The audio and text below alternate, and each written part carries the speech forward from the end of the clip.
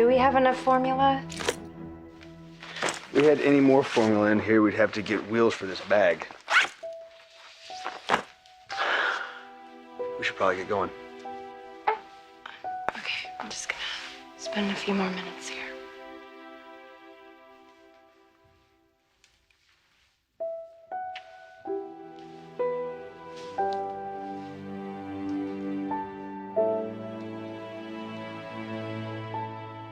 Mr. and Mrs. Abbott, Yes.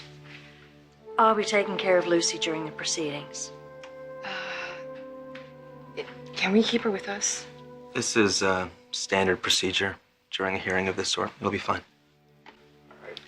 Well, everything she needs is in that bag behind the stroller. She has this little key ring toy that she likes to suck on a lot.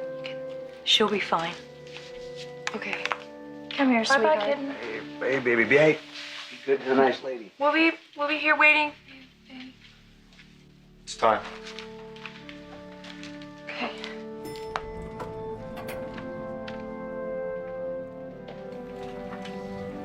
Let's proceed.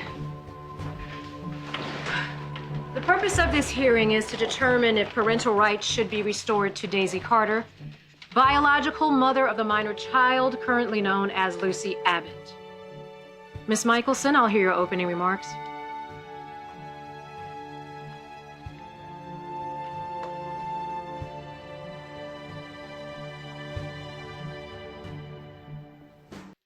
Ms. Carter, you failed to appear before this court in the initial parental rights hearing.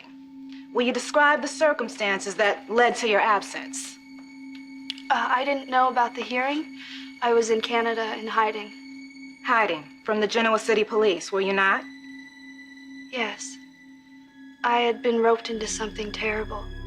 My aunt and legal guardian, Sarah Smythe, she forced me to hold 2 people hostage. She forced me to do things my whole life. Things I never wanted to go along with her. I was just so afraid of what would happen if I didn't. I knew the punishment would be terrible. It always was. So you were under house arrest and pregnant with Daniel Romalotti's child, facing a very uncertain future. But it wasn't uncertain. I had no money and everyone was against me. I knew I was going to be convicted. So that's when I decided to escape. For my baby's sake. Really shoveling it, isn't she? You gave birth to Lucy and then ran. Is that correct? Because you, quote unquote, didn't want to see her grow up in the foster system. I couldn't bear the thought of her living like I did. With someone who didn't care about her, who thought of her as a burden. Which would be incredibly admirable if you hadn't then gone and dumped the kid. Objection.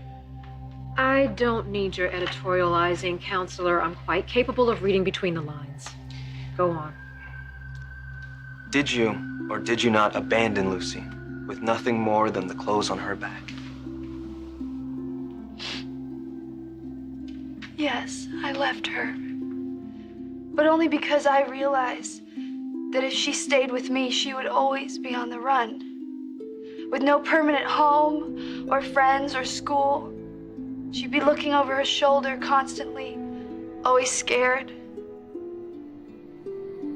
That's when I saw the church. And I took it as a sign. I knew that they would find a good home for her. Which is, in fact, what happened. She ended up with Billy and Victoria Abbott, exceptional parents. Mr. Torres. Lucy had everything that you claimed that you wanted for her. So I don't understand why you're back here now trying to take her away from her home, trying to take her away from the Abbotts. I already testified to that. I missed her so much. I thought of her every single day. And that's when it dawned on me. I made the worst mistake of my life by giving her up. And when did this revelation occur to you? When I read Phyllis Newman's blog. The blog that asked you to step up as Lucy's mother. Yes, so that's what I did. I stepped up. In return for what? I don't understand. Isn't it true that the only reason you're back here now, petitioning for parental rights, is because Phyllis Newman has promised to have the criminal charges against you dropped? Objection! Sustained. I got no more questions.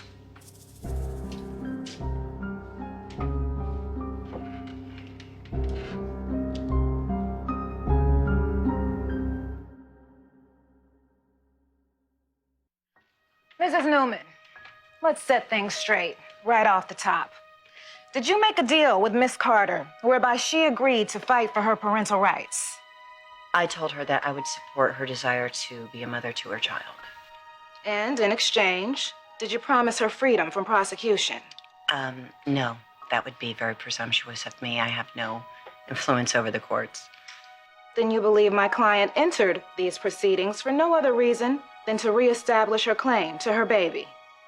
She made a mistake. She realized that. She wanted a second chance. Do you feel she's worthy of it?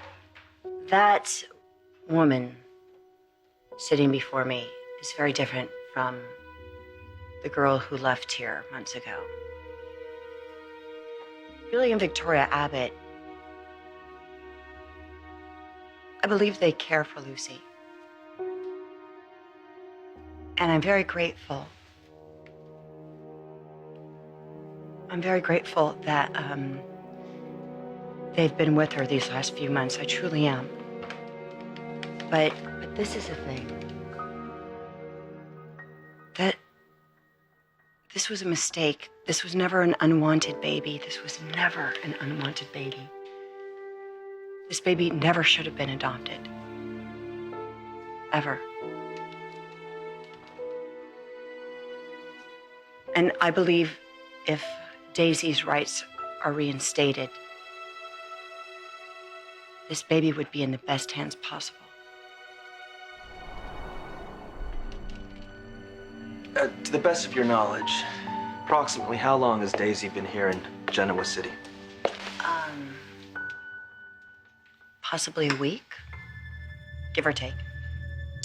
And in that time, how long have you spent with her? Give or take. 3 hours, 4 hours. 4 hours. You believe you're qualified to make an expert determination of her character? Yes, I do. I'm a mother. I see the look in her eyes. It's a look that only a mother can understand. And it's a look that says, I love my child. My child is the most important thing in the world. And I would do anything for her. By anything, does that mean that you would sing the praises of a woman you despise in order to secure custody of your son's child? I mean, that is exactly what you want here, right? Custody. I want justice to be served, No matter the consequences. no matter what.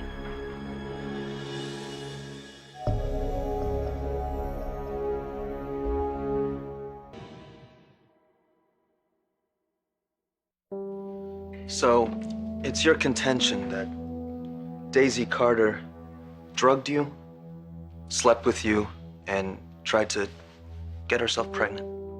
Yeah, yes, absolutely. And did she ever express her feelings on the pregnancy? All the time. But, for her, it was just a means to an end, the end being me, but there's no way that was gonna happen. Did you tell her this?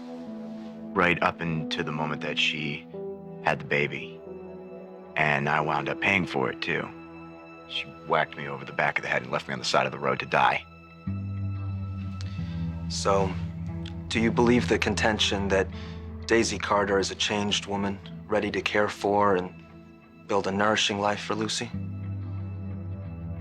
I think that any person that would rip a child away from its parents, I mean, the only parents that she's ever known, parents who have loved her and cherished her from the moment she was first placed in their arms. I think that that person doesn't have the first idea about what it takes to be a mother. Your Honor, I am begging you, do not sentence Lucy to a life of hell. I mean, especially when she already has everything that she could possibly need in this world. At this point, I'd like to take a recess. We will reconvene in 10 minutes.